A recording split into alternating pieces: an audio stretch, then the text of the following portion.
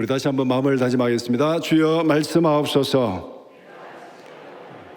말씀대로 직행하는 우리 모두가 되기를 축복합니다. 오늘 설교의 제목이 말씀의 즐거움을 회복한 공동체입니다. 말씀의 즐거움을 회복한 공동체. 여러분은 무엇을 즐거워합니까? 어떤 음식을 즐겨 먹습니까? 어떤 노래를 즐겨 부릅니까? 즐거워하는 것을 막을 수는 없습니다. 술을 즐겨하는 사람은 아무리 바빠도 술 마실 시간은 있습니다. 술을 즐겨하는 사람은 아무리 돈이 없어도 술 마실 돈은 있습니다. 즐겨하면은 바쁜 것도 없고 돈 없는 것도 없고 다 할 수 있습니다. 즐거워하는 것, 이것은 정말 막기가 힘듭니다. 즐거워하는 것을 막을 수가 없는데 이런 말이 있습니다. 천재는 노력하는 자를 이기지 못한다. 노력하는 자는 즐기는 자를 이기지 못한다. 그래서 우리가 보통 어떤 일을 이렇게 자기가 즐거워하는 일을 하는 거, 그거는 막을 수 없는 거예요. 천재도 노력하는 자도 정말 즐거워하는 일을 하는 거기에는 따라갈 수가 없습니다. 그런데 우리는 간혹 아이들을 교육시키면서 즐거워하는 일을 시키는 것보다가 부모가 원하는 일을 시킬 때가 많은 것이요. 그러니까 하기 싫어가지고 막 이렇게 스트레스 받고 그런 경우들이 많이 있습니다. 정말 우리가 하나님 앞에서 즐거워하는 것이 무엇인가? 이걸 우리가 잘 찾아야 돼요. 내가 하나님 앞에서 정말 즐거워하는 것이 무엇인가? 우리의 자녀들이 하나님 앞에서 즐거워하는 것이 무엇인가? 그것을 잘 찾아서 거기에 집중하는 삶을 살면은 그것이 진짜 행복하고 성공하는 삶인 줄 믿습니다. 세상에 타락한 죄악을 즐거워하면 안 돼. 그거는 멸망의 길이지만은 하나님 앞에서 즐거워하는 것. 우리는 무엇을 즐거워하고 무엇을 기뻐해야 되겠습니까? 성경이 우리에게 분명히 말씀하고 있어요. 우리의 인생의 목표는 행복입니다. 행복. 이거 부정하는 사람 있습니까? 우리가 살아가는 모든 인생의 목표는 행복이고 즐겁고 기쁘게 사는 것입니다. 즐겁고 기쁘게 살고 행복하게 살기 위해서 우리가 거쳐가야 될 통로가 있는데 그 통로가 무엇인가? 시편 1편 1절에서 2절 분명히 말씀합니다. 한번 같이 보겠습니다. 시편 1편 1절 2절. 복 있는 사람은 악인의 꾀를 따르지 아니하며 죄인들의 길에 서지 아니하며 오만한 자들의 자리에 앉지 아니하고 오직 여호와의 율법을 즐거워하여 그의 율법을 주야로 묵상하는도다. 여호와의 율법을 즐거워하고 그의 율법을 주야로 묵상하는 자, 그의 삶이 어떻게 되는가? 그 3절에 보면 또 그 결과가 나오잖아요. 그는 시냇가에 심은 나무가 잎이 무성하고 열매가 풍족하고 하는 모든 일이 다 형통하리로다. 이거 싫어하시는 분이 있습니까? 우리의 삶에 잎이 무성하고 열매가 풍성하고 하는 일이 다 형통하게 되는 것, 이것이 우리가 바라는 최고의 인생 아닙니까? 이것이 우리가 바라는 최고의 기쁨 아닙니까? 이 인생의 완성, 이 기쁨, 여기에 가는 길이 뭐냐? 그것은 악인들의 길을 따르지 아니하고 죄인들의 길에 서지 아니하고 하나님의 여호와 율법을 즐거워하고 그 율법을 주야로 묵상하는 자들이 이런 은혜와 기쁨을 누릴 수 있다, 그렇게 말씀하고 있습니다. 그러니까 우리는 우리의 인생에 정말 최고의 완성이 무엇인지를 생각하면서 그 길을 따라가면서 하나님과 기뻐하는 우리 모두가 되기를 축복합니다. 오늘 본문에서도 느헤미야가 이와 비슷한 말씀을 하고 있습니다. 10절에 보면은 여호와로 인하여 기뻐하는 것이 너희의 힘이니라. 여호와로 인하여 기뻐하는 것이 너희의 힘이니라. 하나님의 말씀을 즐거워하고 주야로 묵상하는 자들이 시냇가에 심은 나무처럼 잎이 청청하고 열매를 많이 맺고, 이게 나무가 힘이 있는 거잖아요. 뭐 시들시들하고 막 말라 비뚤어지는 게 아니고 이 나무가 힘이 있어서 잎이 무성하고 열매가 많이 맺고 하는 일이 다 행통하는 거, 이 힘이 있는 삶이잖아요. 이 힘이 있는 삶이 뭡니까? 10절에 여호와로 인하여 기뻐하는 것이 너희의 힘이니라. 정말 우리 인생에 힘있고 기쁘고 즐거운 그런 은혜가 충만하기를 바랍니다. 오늘 함께 읽은 느헤미야 8장 1절에서 12절을 두 부분으로 나눠서 함께 살펴보고자 합니다. 첫 번째는 말씀에 대한 열정, 1절에서 9절 전반부. 두 번째는 말씀을 깨달은 기쁨, 9절 후반부부터 12절까지입니다. 먼저 1절에서 9절 전반부는 이스라엘 백성들의 말씀에 대한 열정을 설명하고 있습니다. 첫 번째는 이스라엘 백성들의 요청이 무엇인지를 말씀하고 있습니다. 이스라엘 백성들이 언제 어디에서 누구에게 무엇을 요청하고 있는지 1절에서 분명히 말씀하고 있습니다. 지금 요청하는 주어는 이스라엘 백성들입니다. 이스라엘 백성들 무엇을 요청하고 있습니까? 여호와께서 이스라엘에게 명령하신 모세의 율법책을 가지고 오라. 가지고 와서 우리에게 들려달라고. 이스라엘 백성들이 여호와께서 이스라엘 백성들에게 명령하신 모세의 율법책을 가져와서 우리에게 들려달라고 요청을 하고 있습니다. 언제 그렇게 하고 있습니까? 일곱째 달, 여기서 7월 일곱째 달은 유대인들의 달력으로는 1월입니다. 1월. 그래서 오늘 본문 내용을 보면은 1월 1일입니다. 1월 1일 나팔절인데 이게 바로 새해에 시작하는 날입니다. 1월 1일 날 지금 이스라엘 백성들이 모여서 우리에게 모세의 율법책을 가져와서 들려달라고 어디에서 그렇게 하고 있습니까? 예루살렘에 있는 수문 앞 광장에 모여서 그렇게 하고 있습니다. 여기가 지금 성전이 아니에요. 성전. 여기 이 시대는 이때는 성전이 다 완성되었습니다. 에스라와 느헤미야 이 역사는 이스라엘 백성들이 바벨론의 포로로 잡혀가서 돌아온 역사를 기록하고 있는데 1차 포로 귀환한 사람들이 예루살렘의 성전을 재건했습니다. 2차 포로 귀환한 사람들이 거기서 믿음의 공동체를 세웠습니다. 3차 포로 귀환한 사람들이 예루살렘의 성벽을 세웠습니다. 지금 이 느헤미야에 기록된 이 공동체가 3차 포로 귀환한 사람들, 이제 예루살렘의 성벽이 다 완성되었습니다. 예루살렘의 성벽이 완성되었고 거기에 성전도 있었습니다. 그런데 성읍에 사던 모든 사람들이 1월 1일 날 모여가지고 어디에 모였냐면은 성전뜰에 모인 것이 아니고 예루살렘에 있는 수문 앞 광장에 모였습니다. 이것이 포로 이후에 달라진 이스라엘의 모습입니다. 포로 전에는 이스라엘 백성들이 항상 성전에 모였어요. 항상 성전에 모였는데 포로 이후에 지금 수문 앞 광장에 모여가지고 그렇게 말씀을 듣겠다 그렇게 말하고 있습니다.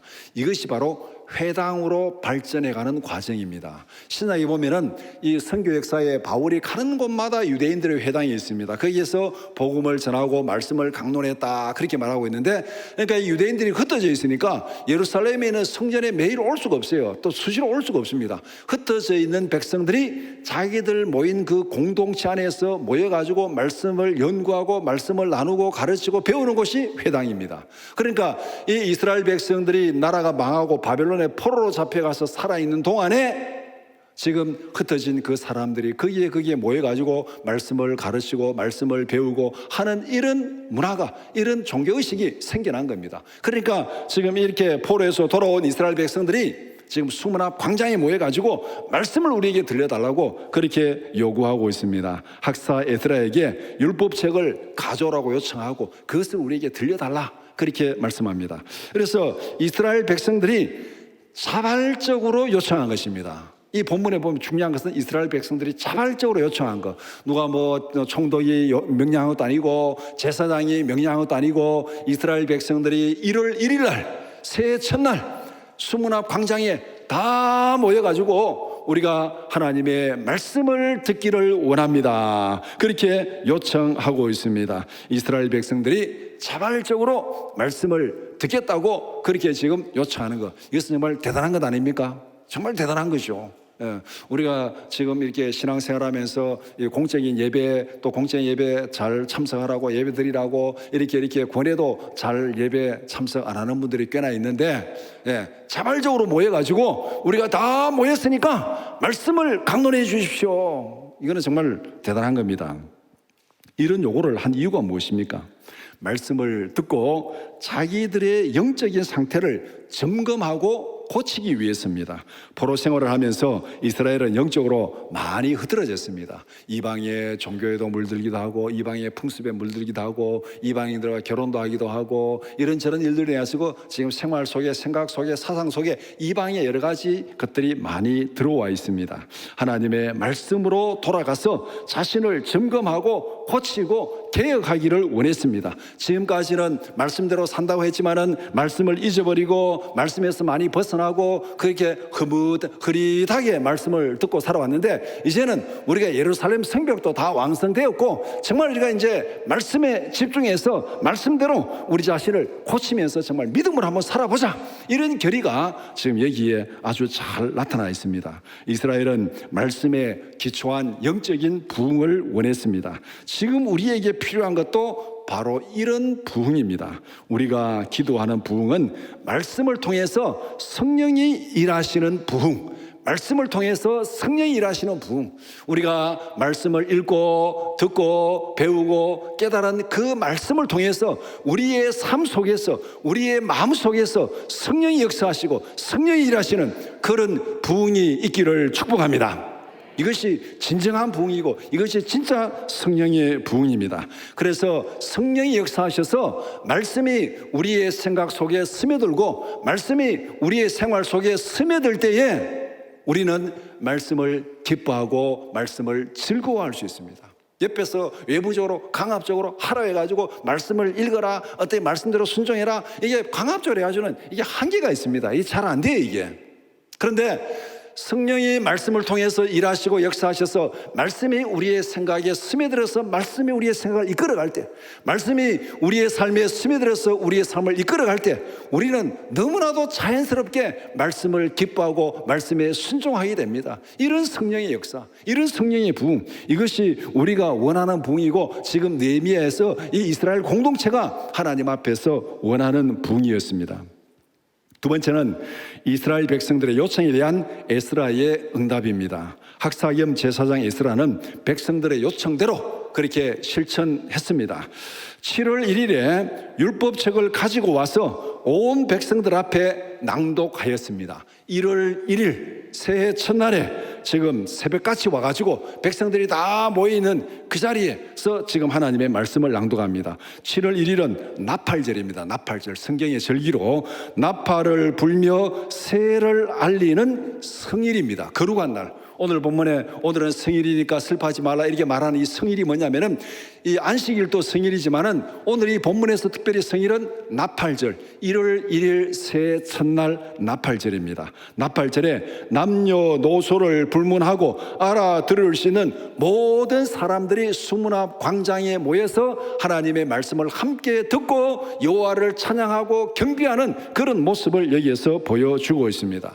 이것이 하나님 앞에 드리는 온전한 예배의 모습입니다. 정말 온전한 예배는 남녀노소 불문하고 한자리에 다 같이 모여서 한 말씀을 듣고 하나님을 찬양하고 하나님을 경배하는 것, 그것이 온전한 예배의 모습입니다.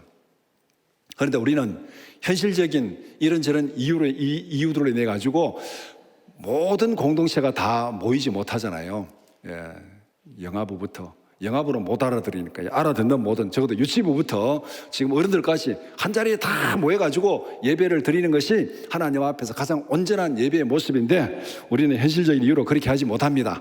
그런데 우리가 이런 예배의 정신을 순종하고 실천하기 위해서 우리 교회가 하는 것이 있습니다. 주일날 모든 설교의 본문은 똑같습니다. 영아부도 유치부도 유초등부도 중고등부도 어른들도 지금 우리 이 주일날 예배 설교 본문은 다 똑같습니다. 같은 말씀을 듣고 같은 말씀으로 나누자는 것입니다. 같은 본문을 가지고 같이 말씀을 듣는 것은 이 말씀을 듣고 그 다음에 집에 가서 저녁에 함께 식사하면서 거기에서 말씀을 나누고 기도하는 이런 시간을 가지고자 그렇게 하는 거예요. 우리가 자녀 교육을 얘기할 때 유대인들의 교육 방법을 많이 얘기하고 많이 칭찬하고 막 부르고 합니다. 아, 유대인들은 뭐 하브루타식 교육, 뭐 토론 교육이고 나눔 교육이고 그다음 부모가 어떻게 뭐 하고 뭐 가정 교육이고 이런 얘기들을 많이 하는데 아무리 유대인들 교육 잘했다고 뭐 이 말하도록 칭찬하고 우리가 실천하지 않으면 그게 무슨 소용이 있습니까? 우리도 실천하자는 거예요. 그렇게 그게 정말 좋다고 인정하면은 우리도 그렇게 실천하자. 그래서 적어도 주일만이라도 하나님의 말씀을 같이 듣고 그 다음에 가정에 가서 주일날 저녁에 식사하면서 자녀들과 함께 오늘 너 예배 드릴 때 무슨 말씀 들었냐 하면 같은 본문을 들었으니까 얘기할 거 아닙니까? 그러면 여러분도 같은 본문을 들었으니까 별도로 준비할 게 없어요. 그래서 이 나눔 가정에서, 식탁에서, 밥상머리에서 나눔 잘하라고 지금 주일날 설교 나눔지를 다 만들어서 나눠주는 것입니다. 설교 나눔지 나누어 만들어주는 이유가 뭔지 이걸 분명히 알아야 돼요. 이거 가지고 와가지고 집에 가서 자녀들과 가족들과 함께 말씀을 나누면서 말씀을 복습하고 기도하고 그렇게 하라고 말씀 나눠주는 거예요. 유대인들의 밥상머리 교육이 이대로 한번 실천해 보자는 겁니다.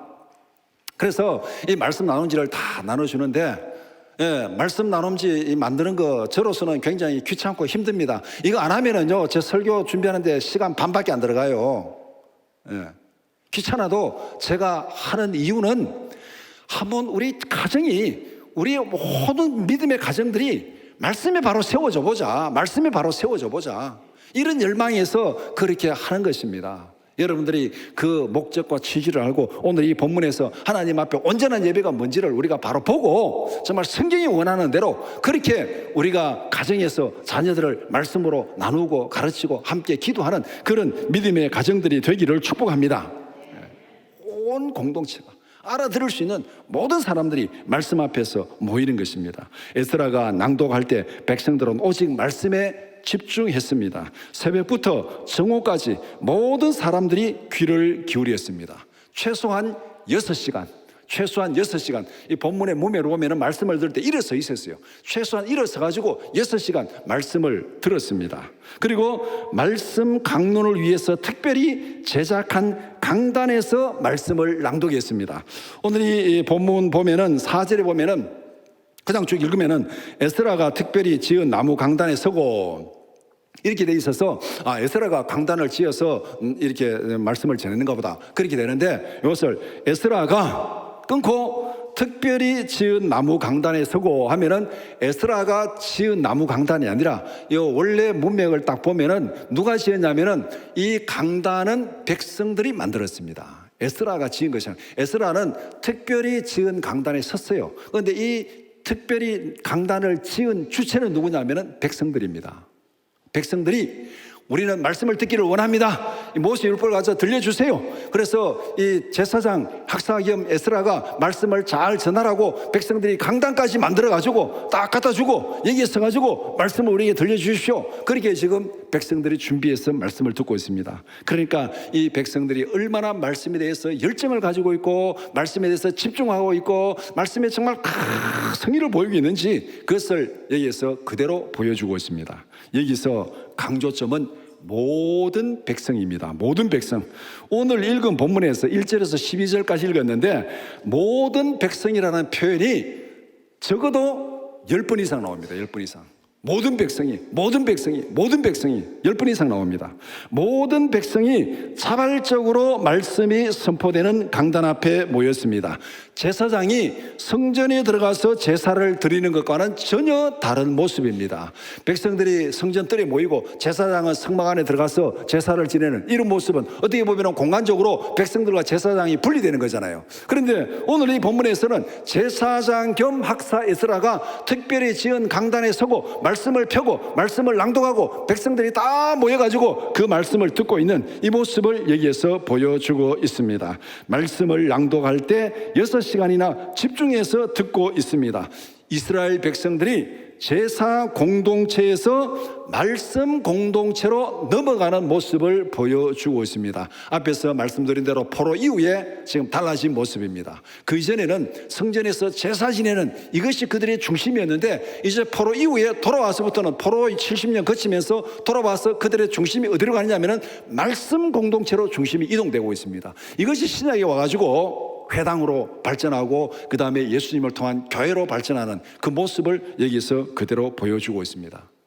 그들이 포로 생활하면서 성전에 모일 수가 없었습니다. 모일 수가 없으니까 그들이 사는 동네에서 소수가 모여가지고 소울이 모여가지고 말씀을 나누고 기도하고 이런 소그룹 공동체, 이것이 회당으로 발전하는 것이죠.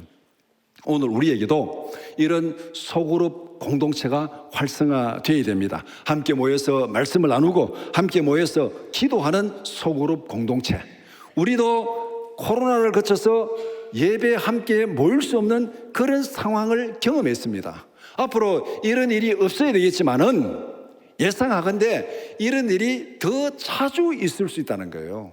이런 바이러스 전염병이 지금까지보다는 앞으로 더 자주 있을 것이라는 게 전문가들의 예측입니다. 이런 일이 없으면 좋죠. 이런 일로 인해 가지고 예배에 모이지 못하는 이런 일이 없으면 최고로 좋습니다. 그런데 우리는 그럴 때를 대비해서 준비는 하고 있어야 됩니다. 준비를 하고 그럴 때를 가정에서 준비해야 돼요. 그 준비가 뭐냐면은 우리가 전체가 예배 드리는 거 대단히 중요하고 그렇게 해야 됩니다. 그리고 동시에 우리는 소그룹이 모여서 함께 말씀을 나누고 함께 기도하는 이 모임이 우리 가운데 활성화되어야 됩니다. 그래서 앞으로 우리가 정말 이 모임에 적극적으로 준비하고 노력할 때 앞으로 우리가 예배 드리지 못하는 이런 상황이 우리에게 닥치더라도 우리는 거기에서 믿음을 지키고 하나님과 동행하는 그런 믿음의 삶을 살 수가 있습니다. 제가 유튜브에서 어떤 목사님 설교를 듣다 보니까 이 목사님 이런 얘기를 하는 걸 들었습니다. 자기가 북한을 갔는데 정확하게 시기는 언제인지는 제가 모르겠어요. 시기를 얘기하지 않아서 북한의 낮은 선봉 지구를 갔는데 거기서 이제 시장을 방문하고 싶다고 얘기를 하니까 그 보안 요원이 안 된다고 그렇게 얘기를 하더래요. 그래서 사정을 하니까 그러면 내가 같이 동행하면서 시장을 방문하겠습니다. 가지고 이제 시장 방문을 했대요. 시장 방문하는데 시장을 방문해서 밖에 나갔는데 한 40대 되는 여자분이 계속 자기를 따라오더래요. 따라와가지고 서가지고 돌아보면은 또 도망을 가고 또 가다가 따라오는데 또 서서 보면 또 도망을 가고 그래서 가만히 보니까 자기를 피하는 것이 아니고 자기를 따라오는 보안 요원을 피하고 있다는 것을 눈치를 챘답니다. 그래서 자기가 시장에 가서 사람들이 많은 데 가서 보안 요원을 따돌리고 무리 속으로 싹 들어갔대요. 무리 속으로 들어갔더니 이 여자가 쫙 쫓아와가지고 자기 귀에다 대고 할렐루야 하고 도망을 치더래요. 이게 무슨 얘기예요? 북한에도 아직까지 지하에서 예수를 믿는 사람들이 있습니다. 이걸 알려주고 도망친 거예요. 이걸 알려주고 도망친 거예요. 우리가 거기에 북한의 지하가 얼마나 있는지 알지는 못하지만은 이런 사례들을 볼 때 거기에서 지금 70년이 넘도록 예배도 못 드리고 70년이 넘도록 성경도 못 보게 하고 강압적으로 그렇게 하지만은 그러나 여전히 거기에서 말씀을 읽고 말씀을 묵상하고 기도하는 하나님의 백성들이 있다는 거잖아요. 어떻게 이런 여러 가지 어려운 가운데서도 우리가 믿음을 지킬 수 있는가? 바로 하나님 앞에서 우리가 지금 자유롭게 하나님을 찬양하고 예배드리는 건 너무너무 좋은 것이죠. 지금 이런 시기가 계속돼야 됩니다. 그런데 만에 하나 이런 상황이 바뀌어질 때를 대비해서 우리는 소수가 모여서 기도하고 소수가 모여서 말씀을 묵상하는 이런 소그룹도 우리는 활성화시켜야 된다는 것입니다. 준비해서 안 오면은 정말 다행이죠. 그런데 준비도 안 했는데 덜커덕 그런 상황이 닥치면은 이거는 정말 재앙입니다. 그래서 이스라엘 백성들은 포로를 거치면서 바로 이렇게 지금 회당으로 소그룹으로 가는 이런 모습을 보여주고 있습니다. 오늘 우리는 이 부분에서 심각한 도전을 받아야 됩니다. 공동체에 속한 모든 사람들이 말씀에 귀를 기울이고 있는가? 말씀 앞에서 우리는 얼마 동안이나 집중할 수 있는가? 10분? 30분? 1시간? 2시간? 설교 아마 1시간만 넘어가면은 속된 말로 잡아먹으려고 그러겠죠. 우리가 지금 말씀에 얼마나 집중할 수 있습니까? 즐거워하면은 될 줄로 믿습니다. 여러분들 재미있는 드라마 보면서 아우 지겹다 저 꺼라 이런 분이 있어요. 재미있는 드라마 보다가 끝나면 벌써 끝이야? 몇 시인데? 즐거워하면 그게 몰입을 하게 되는 겁니다. 몰입을 하면 시간 가는 줄 몰라요. 즐거워하지 않으니까 자꾸 다른 생각합니다. 다른 생각하니까 자꾸 시계를 보게 됩니다. 자꾸 시계를 보면은요 5분이 1년 같아요. 5분이 1년 같아요. 그래서 즐거워한다는 것은 거기에 나 자신 온전히 몰입하는 겁니다. 하나님의 말씀을 즐거워하면 가능한 거예요. 성령이 우리 가운데 역사하시면 그 말씀이 우리의 생활 속에 스며들고 말씀이 우리의 생각 속에 스며들고 말씀에 집중하고 몰입하면 바로 이런 은혜가 가능할 줄 믿습니다. 진심으로 말씀을 즐거워하는 우리 모두가 되기를 축복합니다. 세 번째는 하나님의 말씀을 들은 이스라엘 백성들의 반응입니다. 수문합 사경에는 이렇게 진행되었습니다. 학사 겸 제사장 에스라가 말씀을 낭독했습니다. 에스라가 말씀을 펼 때 모든 사람들이 일어섰습니다. 경외의 표시죠. 말씀 앞에 우리가 정말 경외하는 마음으로 집중해서 말씀을 받아드리겠습니다. 이런 표현으로 말씀을 펼 때 다 일어났습니다. 에스라가 위대하신 하나님 여호와를 송축했습니다. 모든 백성들은 손을 들고 아멘 아멘 하며 응답했습니다. 그냥 아멘도 아니고 손을 들며 아멘하고 응답하고, 그 다음에 몸을 굽혀서 얼굴을 땅에 대고 여호와께 경배했습니다. 얼마만큼 말씀에 대해서 경외심을 표시하고 얼마만큼 말씀에 집중하고 있는지 몸으로 반응하면서 지금 말씀을 듣고 있습니다. 그냥 귀로만 듣는 것이 아니고 몸으로 반응하면서 말씀을 듣고 있어요. 이런 모습, 하나님의 말씀이 선포될 때 얼굴을 땅에 대고 하나님 앞에 이 경배하면서 말씀을 듣는 이 모습, 이 비슷한 모습을 제가 어디서 본 적이 있는데 어디서 봤을까 생각해보니까 갓바위에 가서 봤어요. 갓바위에 가서. 갓바위 가니까 사람들이 손을 모아가지고 얼굴을 땅에 대고 절하고 그렇게 합디다. 예. 우상 앞에서도, 쓸데없는 돌 앞에서도 그런 정성을 드리는데, 우리는 하나님의 말씀 앞에서, 살아 역사하시는 하나님의 말씀 앞에서 얼마만큼 우리가 마음을 모아서 경외하고 집중하고 하나님 앞에 집중하고 있는지 우리는 정말 우리 자신을 돌아봐야 됩니다. 오늘 성경에서 분명히 이분들은 그렇게 하고 있습니다. 두 번째, 제사장들과 레위 사람들이 말씀을 풀어서 설명합니다. 에스라가 낭독한 말씀의 뜻을 풀어서 가르칩니다. 백성들은 들은 말씀의 뜻을 자세히 깨달았습니다. 듣고 또 레위 사람들이, 제사장들이 의미를 설명하니까 그것을 듣고 자세히 깨달았습니다. 그 다음에 세 번째는 말씀을 듣고 깨달은 백성들은 모두 슬퍼하며 울었습니다. 백성들이 왜 울었겠습니까? 말씀에 순종하지 못한 자기들의 죄를 깨닫게 된 것입니다. 말씀대로 살지 못한 자기들의 모습을 발견하게 된 겁니다. 말씀에 순종하지 못한 자기들의 죄를 깨닫고 백성들은 울고 탄식하면서 회개하고 하나님 앞에 그렇게 슬퍼하고 있습니다. 이 울음은 바로 자기들의 불순종에 대한 탄식이고 슬픔이고 회개의 표현입니다. 진정한 부흥은 말씀 앞에서 자신의 잘못을 회개하고 고치는 것입니다. 요시야 왕도 말씀 앞에서 이런 반응을 보였습니다. 요시야 왕이 성전을 수리하다가 거기에서 율법책을 발견했어요. 그 이전까지 우상 숭배하면서 막 말씀도 잊어버리고 성전도 퇴락했는데, 요시야가 이제 성전을 다시 수리하고 하나님 앞에 우리가 바로 한번 살아보자 하다 보니까 거기서 율법책을 발견했어요. 이 율법책을 발견해가지고 이제 왕에게 와서 서기관이 이 율법책을 읽으니까 요시야가 그 말씀을 읽고 자기 옷을 찢는, 그래서 성경이 이것을 요시야의 부흥운동이라 그렇게 얘기를 합니다. 역대하 34장 19절 말씀 같이 보겠습니다. 왕이 율법의 말씀을 듣자 곧 자기 옷을 찢더라.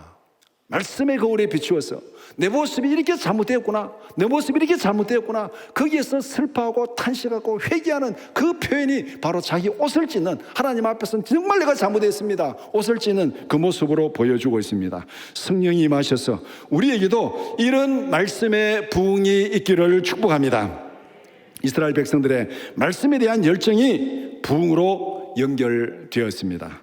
다음으로 9절 후반부부터 12절은 백성들의 기쁨을 말씀합니다. 첫 번째는 말씀을 가르치는 지도자들의 권면입니다. 백성들은 하나님의 말씀을 듣고 모두 탄식하며 울고 있었습니다. 느헤미야와 에스라와 레위 사람들은 백성들에게 이렇게 권면합니다. 9절에 오늘은 너희 하나님 여호와의 성일이니 슬퍼하지 말며 울지 말라. 가서 살찐 것을 먹고 마시라. 준비하지 못한 사람이 있으면 나누어 주어서 함께 먹고 마시라. 그렇게 말합니다. 이날은 주의 생일이니 근심하지 말라. 공동체가 함께 기뻐하고 즐거워하라. 예, 준비 많이 한 사람은 혼자 먹고 옆에 준비하지 못한 사람 굶게 놔두지 말고 나누어서 함께 먹고 함께 기뻐하고 함께 즐거워하라. 이날은 성일이다. 하나님 앞에 기뻐하고 즐거워한 날이다. 그리고 10절에 여호와를 인하여 기뻐하는 것이 너희의 힘이니라. 여호와를 인하여 기뻐하는 것이 너희의 힘이니라. 이게 진짜 우리의 인생의 힘이고 건강이고 복된 삶인 줄 믿습니다. 여호와를 인하여 기뻐하는 것, 기뻐하는 것. 여러분들이 뭐 TV나 아니면 인터넷이나 유튜브나 건강에 관한 그런 동영상이나 강의를 많이 보시죠. 많이 보시면은 그냥 뭐 다 접어두고 건강에 제일 치명적인 뭡니까? 제일 치명적인 적이 뭡니까? 스트레스라고 그러잖아요. 스트레스. 걱정하고 염려하고 근심하는 거, 스트레스가 건강에 제일 적입니다. 그래서 스트레스만 없으면은 우리가 경험하는 질병의 80%는 없어질 것이다. 그렇게 얘기합니다. 스트레스. 그러면은 스트레스가 건강의 적이고 인생의 적입니다. 그러면 오늘 본문에서 그것을 극복하는 게 뭡니까? 유월 인하여 기뻐하는 것. 이 기쁨이 회복되면은 우리의 건강도 회복될 줄 믿습니다. 이 기쁨이 회복되면은 우리의 모든 염려, 근심, 걱정, 우울증도 다 사라질 줄 믿습니다. 이것이 진짜 힘이에요. 여호와를 인하여 기뻐하는 것이 너희의 힘이니라. 정말 이 힘을 회복해서 힘있게 살아가는 우리 모두가 되기를 축복합니다. 우리의 믿음의 완성은 회개와 슬픔이 아닙니다. 우리의 믿음의 완성은 회개와 슬픔이 아니에요. 우리가 늘 말씀 읽고 막 회개하고 울고 우리가 그런 과정을, 이거는 거쳐가는 과정입니다. 거쳐가는 과정이고, 우리 믿음의 완성은 회개와 슬픔이 아니라 회개와 구원 이후에 찾아오는 기쁨입니다. 기쁨. 우리가 예수를 믿는 것은 기뻐하기 위해서. 뭘로? 여호와를 기뻐하는 그 힘으로 기뻐하고 즐거워하기 위해서 우리가 예수를 믿는 거예요. 믿음의 완성은 하나님의 기쁨에 참여하는 것입니다. 우리가 추구하는 믿음의 완성은 하나님의 기쁨, 하나님을 기뻐하는 그 즐거움, 그것을 누리며 살아가는 것, 이것이 우리의 기쁨이고 우리의 힘이고 우리가 원하는 인생의 목표입니다. 마태복음 25장 21절 말씀 같이 보겠습니다. 그 주인이 이르되 잘하였도다 착하고 충성된 종아, 내가 적은 일에 충성하였으며 내가 많은 것을 내게 맡기리니 내 주인의 즐거움에 참여할지어다. 내 주인의 즐거움에 참여할지어다. 그 다음에 요한복음 15장 11절 말씀 같이 읽겠습니다. 내가 이것을 너희에게 이름은 내 기쁨이 너희 안에 있어 너희 기쁨을 충만하게 하려 함이라. 하나님의 즐거움에 참여하면 어떻게 되는 거예요? 하나님의 즐거움에 참여하는 것은 하나님의 즐거움이 우리 안에 들어와서 우리의 즐거움이 충만하게 되는 것, 이것이 예수님께서 요한복음 15장 11절에서 말씀한 거잖아요. 내가 너희에게 이름은 내 기쁨이 너희 안에 있어 너희 기쁨을 충만하게 하는 것. 이것을 우리가 옛날에 이 대장간에 가면은 불못불 있잖아요. 이게 농기구를 배울 때, 그러면은 이 풀무불에 쇠붙이를 넣으면 어떻게 됩니까? 그 풀무 안에 있는 그 불이 쇠붙이 안으로 들어가잖아요. 쇠붙이 안에 들어가면은 쇠붙이가 전체 불덩어리가 되잖아요. 그러면 그거 가지고 이렇게 하는 거 보셨죠? 이거와 똑같은 거예요. 우리가 하나님의 기쁨으로 들어가면은, 이게 어떻게 보면 기쁨의 영광으로 들어가는 거예요. 하나님의 기쁨으로 들어가면은 하나님의 기쁨이 우리 안에 있어서 우리의 기쁨을 충만하게 하는 거. 쇳덩이를 용광로에 넣으면은 이 용광로의 불이 쇳덩이 안으로 들어가서 쇳덩이 안에 불이 충만하게 되는, 이것과 똑같은 원리를 예수님께서 요한복음 15장 11절에서 말씀하고 있습니다. 예수님이 이 땅에 오신 목적이 무엇입니까? 회개하라, 천국이 가까이 왔느니라. 회개하라가 들어갑니다. 회개하라. 죄를 가지고는 이 기쁨에 참여할 수 없어요. 회개하고 죄사함 받으면은 하나님의 구원의 은혜가 넘치고 그 기쁨이 우리 안에 와서 우리의 기쁨이 충만하게 될 줄 믿습니다. 이 땅에서도 천국의 영원한 기쁨을 누리는 우리 모두가 되기를 축복합니다. 두 번째는 백성들의 기쁨을 말씀합니다. 백성들은 느헤미야와 에스라와 레위인들의 권고대로 실천했습니다. 12절 말씀이 바로 그것입니다.